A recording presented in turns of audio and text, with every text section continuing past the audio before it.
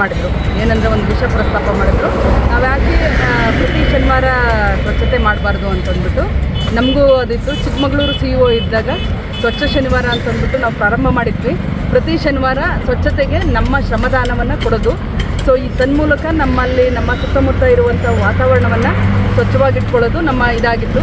So ಅವರು ಹೇಳಿದಾಗ ನಾವು ಭಾಳ ಇದಾಗಿ ನಮ್ಮ ಜಿಲ್ಲಾ ಮಟ್ಟದ ಎಲ್ಲ ಆಫೀಸರ್ಸು ಒಂದು ದಿನ ಅಂದರೆ ಪ್ರಥಮ ಶನಿವಾರ, ಮೊದಲನೇ ಶನಿವಾರ ಮತ್ತು ಮೂರನೇ ಶನಿವಾರ ಸ್ವಚ್ಛತೆ ಮಾಡೋಣ, ನಗರದ ಸ್ವಚ್ಛತೆಗೆ ನಮ್ಮ ಕೈ ಜೋಡಿಸೋಣ ಅಂತಂದ್ಬಿಟ್ಟು ಮಾಡ್ತಾಯಿದ್ದೀವಿ. ಅವತ್ತಿಂದ ಇವತ್ತಿನವರೆಗೂ ಮಾಡ್ತಾಯಿದ್ದೀವಿ.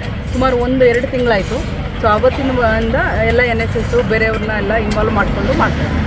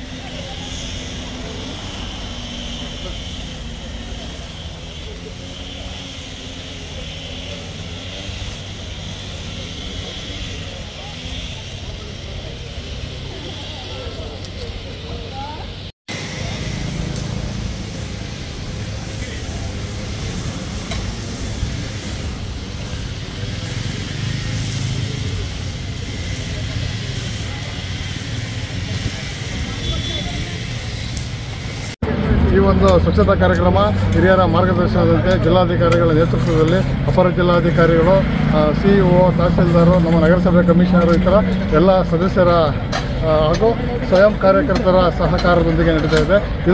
ಇದು ಕೂಡ ದೇಶ ಕಟ್ಟೋ ಕಾರ್ಯನೇ. ನಾವು ದೇಶನ ಸ್ವಚ್ಛವಾಗಿಡ್ತಾ ಇದ್ದೀವಿ ಅಂದರೆ ಅದು ನಾವು ದೇಶನ ಕಾಪಾಡ್ತಿದ್ದೀವಿ ಅನ್ನೋದು ಆರೋಗ್ಯದ ವಿಚಾರದಲ್ಲಿರ್ಬೋದು, ನೈರ್ಮಲ್ಯತೆ ವಿಚಾರದಲ್ಲಿರ್ಬೋದು.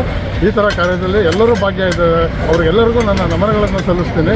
ಈ ಕಾರ್ಯ ಇದೇ ರೀತಿ ಮುಂದುವರಿತಿರಲಿ, ನಗರ ಸ್ವಚ್ಛಗೊಳ್ತಿರಲಿ, ಜನರ ಆರೋಗ್ಯ ಸುಧಾರಣೆ ಕಂಡಿರಲಿ, ದೇಶ ಉದ್ಧಾರ ಆಗಲಿ ಅಂತ ಕೇಳ್ತೀನಿ. ಜನರು ಸಹ ಸ್ವಚ್ಛತೆ ಕಡೆ ಗಮನ ಹರಿಸ್ಬೇಕು ಅಂತ. ಹೌದು, ಜನರು ಕೂಡ ಸ್ವಚ್ಛತೆ ಬಗ್ಗೆ ಗಮನ ಹರಿಸ್ಬೇಕು. ಅವರು ಹಸಿ ಕಸ, ಒಣ ಕಸ ಭಾಗ ಮಾಡಿ ಕಸದ ಗಾಡಿಯವರಿಗೆ ಕೊಡಬೇಕು. ಅದರಲ್ಲಿ ಅವ್ರ ಪಾತ್ರ ಬಹಳ ಇದೆ. ಆಮೇಲೆ ಒಂದು ದಿನ ಕಸದ ಗಾಡಿ ಬರಲಿಲ್ಲ ಅಂದರೆ ಏನೋ ಯಾಂತ್ರಿಕ ದೋಷದಿಂದನೋ ಅಥವಾ ಅವರ ಆರೋಗ್ಯ ಸ್ಥಿತಿಯಿಂದನೋ ಕಸದ ಗಾಡಿಯವರು ಬರಲಿಲ್ಲ ಅಂದರೆ ಅವ್ರ ಮೇಲೆ ಬೈಯೋದು, ಅವರಿಗೆ ಕಂಪ್ಲೇಂಟ್ ಮಾಡೋದು, ತಗೊಂಡೋಗಿ ಅವ್ರ ಮನೆ ಮೂಲಕ ಕಸ ಎಸೋದು, ಈ ರೀತಿ ಎಲ್ಲ ಮಾಡಬಾರ್ದು. ಅಚ್ಚುಕಟ್ಟಾಗಿ ನೀಟಾಗಿ ಕಟ್ಟಿಟ್ಟು ಮಾರಿದ ದಿನನಾದರೂ ಅದನ್ನು ಕಸದ ಗಾಡಿಗೆ ಹಾಕಬೇಕು ಅಂತ ಹಾಸನದ ಜನತೆಯಲ್ಲಿ ನಾನು ಮನವಿ ಮಾಡ್ಕೊತಾ ಇದ್ದೀನಿ.